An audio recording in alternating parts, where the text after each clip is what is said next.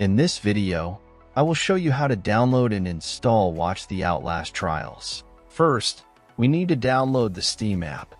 Open your Google Chrome and search for store.steampowered.com. Link in description. Click on the Install Steam button on this page. Once you've done that, at the top right corner of your screen, click on the .exe file and open it.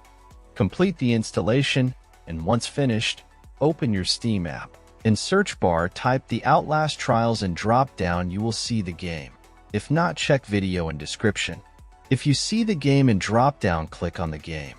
Now click on Add to Cart button beside original game. In new pop-up, click on View My Cart. Now click on blue Continue to Payment button. In payment methods, select your preferred payment method and proceed. After you're done with payment, next steps I will show with game I already own. After completing the purchase, go to your library. You can use the search box to find game you just bought or navigate directly to the games category. Next step I will show on game I own. First, click on the game you want to play. Now click Install. Complete installation process. When installation completed, click to play, and that's all. Thanks for watching. Subscribe and help reach 1,000 subscribers mark so I can make more tutorials.